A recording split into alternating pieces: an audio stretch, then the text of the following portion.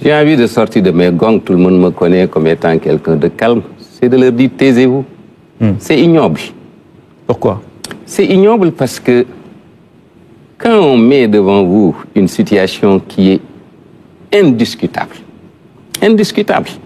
la preuve, les principaux concernés, en tout cas au niveau ministériel, ne se sont pas encore expliqués. Il y en a pendant ce temps-là des gens qui sont là en train de faire la danse du vautour. C'est ignoble ce qu'ils font. J'ai bien envie de leur dire, taisez-vous. Taisez-vous parce qu'aujourd'hui, si c'était une famille, on dirait que le Sénégal est en deuil. Nous sommes en deuil parce que nous sommes confrontés à... La situation est aussi grave. Mais c'est que cette situation, elle est telle qu'il va nous falloir faire un sursaut. Toute comparaison, toute proportion gardée, ce n'est pas loin d'être un désastre humanitaire. Parce qu'on est en train de nous demander de gérer une situation sur laquelle des vies humaines peuvent être demain, disons, mises en jeu.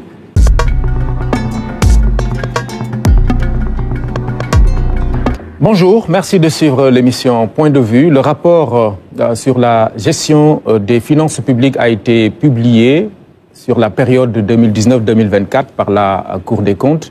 Le document, tant attendu, révèle des anomalies et autres irrégularités. Nous en parlons aujourd'hui avec notre invité, M. Ahmadou Al-Aminou Lo, ministre secrétaire général du gouvernement. Monsieur le ministre, bonjour, merci et bienvenue. Bonjour M. Ning, bonjour à vos téléspectateurs et je vous remercie m'avoir bien voulu m'inviter à votre émission. Bien. Alors, beaucoup d'éléments chiffrés, on l'a vu dans le document, mais on va être peut-être moins technique pour permettre aux téléspectateurs de mieux comprendre. On va retenir entre autres une dette en hausse, des emprunts hors contrôle et une gestion opaque, un déficit budgétaire plus élevé que prévu. En dehors de ce qu'on savait déjà sur les relations notamment avec le FMI, qu'est-ce que cela dénote? Quel a été l'impact? Qu'est-ce que ça nous coûte exactement? Je vous remercie, M. Ning. Je voudrais d'abord, avec tous les Sénégalais, noter que l'heure est grave. L'heure est grave parce que ce que le gouvernement a indiqué dans son rapport qui a été audité par la Cour des comptes dépasse l'entendement. Dépasse l'entendement dans la mesure où le Sénégal était bien parti. Et aujourd'hui, nous nous retrouvons devant une situation où notre endettement atteint 100% de notre produit intérieur brut. Et c'est maintenant qu'on le découvre, c'est maintenant que c'est manifeste parce qu'il y a eu des comportements inexplicables, des choses qui ne répondent aucunement à ce qu'on peut attendre de la transparence dans la gestion des finances publiques et avec des conséquences lourdes qu'il faudra prendre en charge. Il est évident qu'il faudra adresser cette situation, mais il faudrait d'abord que nous puissions tous, en tant que Sénégalais, citoyens sénégalais, de quelque bord que nous soyons, être conscients que la situation est extrêmement grave parce que des gens investis de la confiance du peuple, de la confiance, disons d'une manière générale, de l'opinion, ont eu à avoir des comportements qui ont consisté tout bonnement à fausser les comptes. Fausser les comptes sans que personne ne soit au courant depuis cette période qui est la période qui a été mise en œuvre, qui a été passée en revue. Et ceci est extrêmement grave, c'est vrai, il va falloir trouver des responsabilités, mais surtout, et c'est ce qui m'amène aujourd'hui, c'est qu'on puisse décrypter, voir quelle peut être la cause de cela, voir comment on peut faire pour que ça n'arrive plus, mais surtout, avec ce nouveau régime, avec les orientations du président de la République et du Premier ministre, prendre en charge les mesures urgentes qu'il faut pour redresser cette situation. Mais encore faudrait-il, et j'insiste, ce qui s'est passé est inadmissible, ce qui s'est passé est incompréhensible dans le sens de l'éthique et de la déontologie. Il y avait certainement des raisons de le faire pour ceux qui l'ont fait, mais ils ont porté préjudice énormément au Sénégal et il nous revient malheureusement de reprendre la main, malheureusement parce que nous aurions aimé hériter d'autres choses, mais heureusement qu'une nouvelle façon de faire la politique est là et nous espérons que nous pourrons prendre en charge cette situation. Un endettement de 100%, vous l'avez dit, 99,65% plus précisément. Quand vous dites que ça atteint 100%, ça signifie quoi concrètement? Mais ça signifie concrètement qu'aujourd'hui, avec tous les défis qu'il y a au niveau du Sénégal, il faut le dire, la gestion d'un État, c'est d'abord un budget qu'un gouvernement met en place avec des charges de fonctionnement. Il faut bien que le pays fonctionne parce que une bonne partie de ce qu'il faut dans ce pays, que ce soit la sécurité, l'enseignement, la santé, on en passe, c'est à la charge de l'État. Et les besoins sont là déjà, ceux qui sont là, qu'il faut satisfaire. Il y a les besoins qui sont dans le futur parce que il y a énormément de choses dont on doit s'occuper, les abris provisoires, les hôpitaux, etc. Dans une telle situation, vous héritez d'une situation où vous n'avez aucune marge d'endettement. Aucune marge d'endettement. Ça veut dire aujourd'hui, la limite c'est 70%. Oui. Nous sommes à 100%. Nous ne pouvons plus augmenter notre dette. Il faut la diminuer dans un contexte où les besoins sont là. Donc ça veut dire qu'on va nous demander quoi? On va nous demander de serrer la ceinture à tous en commençant par l'État. C'est ça la situation. C'est-à-dire au moment où le pays doit redémarrer avec des besoins qu'il faut satisfaire autrement, mais il y a des besoins à satisfaire, on se retrouve avec un niveau d'endettement qui fait que le Sénégal ne peut plus s'endetter. Ça veut dire qu'il ne nous reste qu'une seule arme, c'est l'arme fiscale. Ça veut dire les impôts. Oui. C'est très simple. Quand un État a un besoin à satisfaire, que ce soit les besoins de fonctionnement de l'État ou ses besoins d'investissement, c'est au travers donc, des impôts, donc la fiscalité, les ressources que vous mobilisez, et ça ne suffit pas, c'est au travers de l'endettement. Là, ça veut dire que l'endettement, je ne dis même pas qu'il faut l'augmenter, mais il faut baisser l'endettement. Nous ne pouvons plus pousser l'endettement. Il faut revenir en arrière en espérant que la croissance économique aidant, ce ratio qui est de 100% pourra descendre sur des années à convenir. Oui. Mais en attendant, il y a une situation, il faut financer le budget de l'État. Il faut financer les besoins primaires des Sénégalais. Comment le faire dans une situation où vous êtes à 100% d'endettement alors que la règle est de 70%? Donc il va falloir nous réinventer. Il va falloir que les Sénégalais prennent conscience que ce n'est plus de la politique, ce n'est plus de la politique politicienne, ce n'est plus ce spectacle qui est offert de dire oui, ceci est faux. Non, la réalité, elle est là. La réalité, c'est que on a laissé à ce régime une bombe à retardement. Parfait. Et on demande à ce régime de développer ce pays. Ok, vous le dites bien, ce n'est pas de la politique politicienne, mais évidemment, il faut entendre la version de l'autre côté, du régime sortant. La première chose qu'ils ont eu à dénoncer, c'est la violation du principe du contradictoire dans cette procédure. Ça veut dire quoi? Ça veut dire que ceux qui se sont succédés au ministère des Finances à l'époque, qui devaient être peut-être informés de la situation avant la production d'un rapport final, ne l'ont pas été. J'ai envie de sortir de mes gongs, tout le monde me connaît comme étant quelqu'un de calme, c'est de leur dire taisez-vous. C'est ignoble. Pourquoi? C'est ignoble parce que quand on met devant vous une situation qui est indiscutable, la preuve, les principaux concernés, en tout cas au niveau ministériel, ne se sont pas encore expliqués. Il y en a pendant ce temps-là des gens qui sont là en train de faire la danse du vautour. C'est ignoble ce qu'ils font. J'ai bien envie de leur dire taisez-vous. Taisez-vous parce qu'aujourd'hui, si c'était une famille, on dirait que le Sénégal est en deuil. Nous sommes en deuil parce que nous sommes confrontés à... La situation est aussi grave. Mais c'est que cette situation, elle est telle qu'il va nous falloir faire un sursaut. Toute comparaison, toute proportion gardée, ce n'est pas loin d'être un désastre humanitaire. Parce qu'on est en train de nous demander de gérer une situation sur laquelle des vies humaines peuvent être demain disons, mise en jeu. Et j'ai envie de leur dire, c'est ignoble. Premièrement, ils disent que ce n'est pas contradictoire, mais ils n'ont qu'à lire le rapport. À la 3e ou à la 6e page du rapport, il est indiqué que c'est un rapport contradictoire. Mais il faut ensuite qu'ils comprennent que ce travail qui est fait, c'est un rapport élaboré par le gouvernement, heureusement.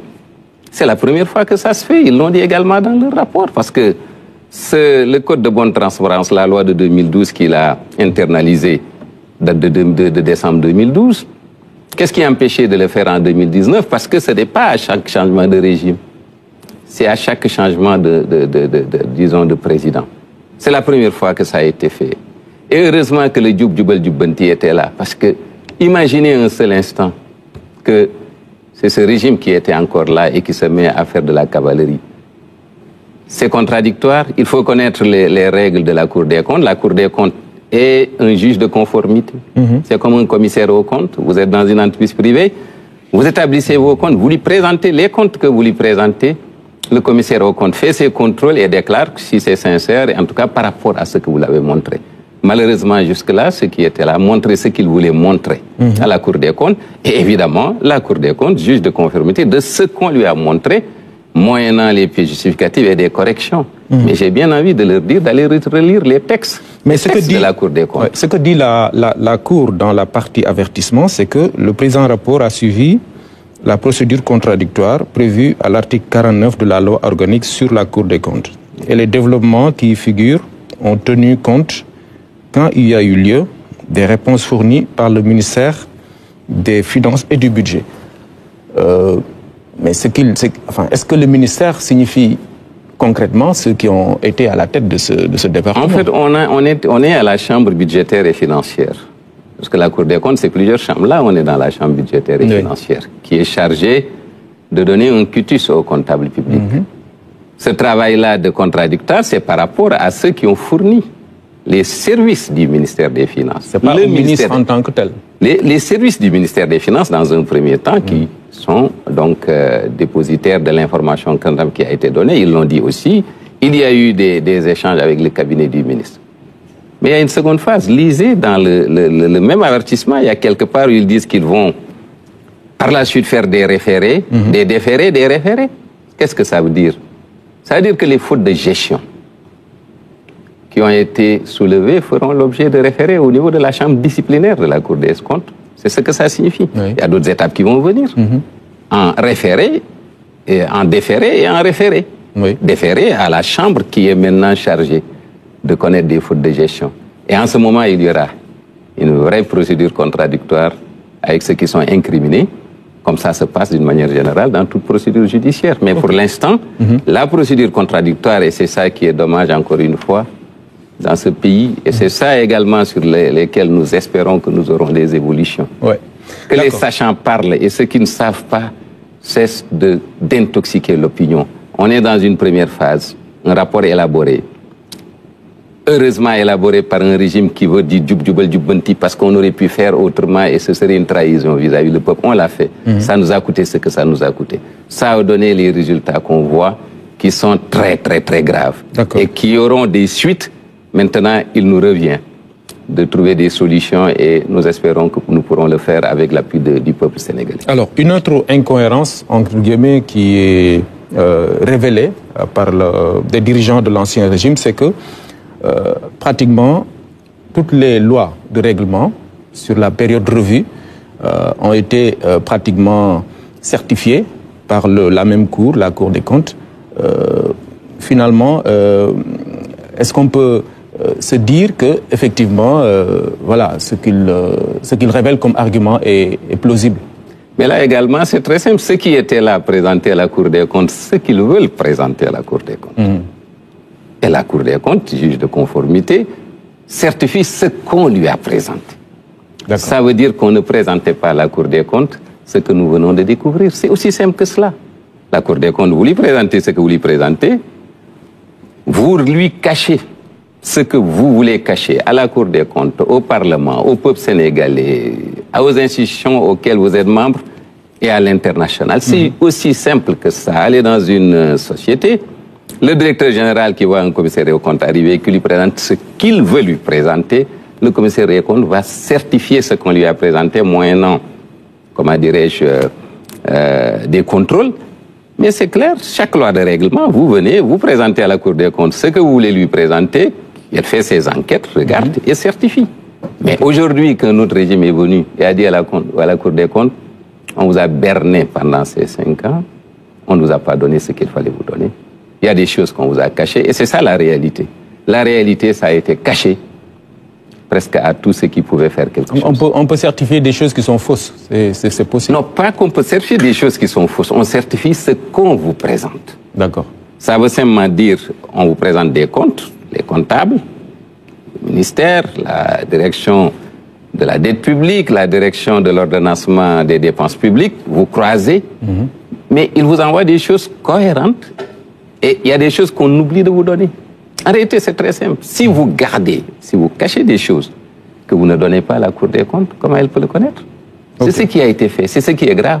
C'est-à-dire des dépenses ont été faites, des prêts ont été faits et on a décidé délibérément de ne pas le mettre dans les lois de règlement. On a décidé délibérément de ne pas en parler à la Cour des comptes. D'accord. Tout à l'heure, vous avez parlé de la dette qui a atteint le plafond, 100%. Je veux dire, de quel type de dette il s'agit là? En réalité, la dette, c'est la dette interne comme la dette externe. C'est les deux. C'est les deux qui ont été minorés. Sur la dette externe, sur les pré-projets, programmes, il y a des choses sur lesquelles vous réalisez une infrastructure, et c'est là qui est grave. Vous dites à une entreprise sénégalaise, réalisez-moi une telle infrastructure, c'est financé par des bailleurs, tout est réalisé, tout figure dans le système que c'est réalisé, vous refusez de l'enregistrer dans les comptes. Vous refusez, disons, d'engager la dépense. Ça veut dire que vous allez demander à l'entreprise sénégalaise d'attendre autant de temps que vous voudrez pour montrer ce que vous avez caché. Ça, c'est sur la partie dette extérieure. Une bonne partie, c'est des projets, ça peut même être voilà, un projet de route, un projet de pont. Si c'est sur l'intérieur, vous avez votre tour RTS qui est là à côté, l'entreprise réalise, vous décidez de ne pas engager la dépense parce que vous l'engagez, ça va sortir dans les dépenses et ça va gonfler votre déficit budgétaire que vous voulez cacher. Vous voulez montrer à tout le monde que vous avez baissé votre déficit budgétaire, mais pour le cacher, vous demandez des prestations, vous ne les passez pas. Deuxièmement, vous vous mettez dans, disons, des visées électoralistes, vous ne voulez pas dire la vérité à votre peuple par rapport à des choses, vous acceptez que l'État vive au-dessus de ses moyens, vous décidez de ne pas enregistrer la dépense, mais vous allez auprès des banques et allez demander aux banques de vous donner des solutions financières. Tout bonnement, c'est de vous prêter de l'argent que vous n'enregistrez pas. C'est ça la gravité. La gravité, c'est que, 1, vous faussez les comptes. 2, il y a des entreprises qui aujourd'hui ont fait des prestations à l'État et vous ne les voyez pas dans les comptes. C'est ça qui a été montré dans ce rapport-là, qui a été fait encore une fois par le gouvernement. Et ça traduit que l'analyse causale de cela, et c'est ça qui est important. À la fois un dérèglement des institutions, parce que le règlement du fonctionnement des institutions, l'exécutif décide, disons, de passer outre de tout, Assemblée nationale, comme tout ce qui est judiciaire. Vous avez des visées électoralistes parce que vous avez des élections en vue, vous avez envie de réaliser énormément de choses. La pression populaire, vous la subissez sans leur dire la vérité. Le populisme, la peur de prendre certaines mesures, qui sont des mesures qu'il faut prendre, là également, toujours pour des visées électoralistes. Le clientélisme, la corruption, les offres spontanées. Chacun vient vous dit, je peux vous financer tel investissement, vous prenez parce que vous avez envie de montrer de la poudre aux yeux. Voilà. Mais je veux dire, ça se passe où? Parce que ce qu'ils disent, c'est que la partie dette extérieure ne pose pas problème. C'est dans la dette intérieure que vous avez vu des irrégularités. Les deux, hein? C'est les deux. Ok. La dette extérieure, parce qu'il y a des dépenses sur ressources extérieures que vous décidez de ne pas enregistrer pour ne pas aggraver votre déficit budgétaire. En réalité, c'est tout qui était presque faux. Tout était presque faux. Pour ne pas dire tout était faux dans les déclarations. Vous avez la direction de la dette publique qui est censée avoir toute l'information. Quand vous regardez le rapport, vous voyez que d'abord la Cour a regardé ce que la direction de l'ordonnancement des dépenses publiques lui a remis. Elle a même vu qu'il y a des choses qu'il fallait corriger. Ensuite, elle a comparé ce que la DODP lui a remis par rapport à ce qu'elle a regardé dans le système d'information des bailleurs de fonds. Tout de suite, on voit une différence. Tout de suite. Ensuite, on compare ce que la direction de la dette publique qui est censée détenir toute l'intégralité de la dette et à qui s'adressent les institutions de contrôle, comme la Banque centrale. C'est à la direction de la dette publique que vous adressez pour lui dire aujourd'hui quelle est la dette du Sénégal. Malheureusement, cette direction de la dette publique ne recevait pas toute l'information. Donc tout ce qu'on a corrigé, c'est des informations qui étaient restées à un stade qui n'est pas arrivé au niveau de l'organisme qui avait en charge la dette publique. C'est ça qui est grave. C'est sciemment cacher des choses, sciemment fausser les comptes. Pour quelles raisons? Pour quelque part donner des chiffres, faux certes, mais qui vont vous permettre de continuer à bénéficier de la confiance des marchés. Est-ce que c'est de bonne foi, vous en êtes sûr, cacher des chiffres, peut-être pour réaliser des choses, mais pas pour amener le pays à un certain niveau de... Non, le résultat est le même, parce que, écoutez, la transparence, la déontologie, l'éthique, c'est de respecter d'abord les textes de ce pays. Si chacun, parce que vous avez des visées électoralistes, parce que vous êtes confronté à une situation où vous dites je cache ceci pour telle raison, c'est très dangereux. Et voilà ce que cela nous a amené. Ça nous a amené à ce que ce régime hérite d'une situation où vous n'avez aucune marge de manœuvre. D'accord. Aucune marge de manœuvre. Parfait. Alors, c'est un passif lourd que vous supportez, vous le dites, mais malgré tout, vous arrivez à tenir le pays. Vous-même, vous le disiez l'autre jour, les salaires sont payés, la campagne arachidière est financée, et il y a d'autres projets qui sont aussi financés. Votre collègue de l'économie nous dit aussi que la dette est encore soutenable. Tout cela veut dire que, monsieur le ministre, voilà, les fondamentaux quand même sont là. Le pays n'est pas en faillite. Est-ce que, de la même manière qu'on dénonce ce qui est passif, on ne peut pas aussi accepter que voilà, les choses marchent quelque part? En fait, on est dos au mur. Et quand on est dos au mur, soit vous escaladez le mur et c'est fini, ou bien vous attaquez la situation en voyant les solutions. Ce que le ministre de l'économie, du plan et de la coopération veut dire, c'est que on va essayer de gérer cela. Ça veut dire que, effectivement, nous savons qu'il y a des mécanismes que nous pouvons utiliser pour redresser la situation. Mais ça demande beaucoup de sacrifices. Au niveau du train de vie de l'État, mais également au niveau du dialogue avec les citoyens et le peuple. Il est évident que oui, nous avons payé les salaires parce que quoi qu'on dise, on continue de recevoir des recettes fiscales. Il le faut. De temps à autre également, on a enroulé notre endettement, notre dette.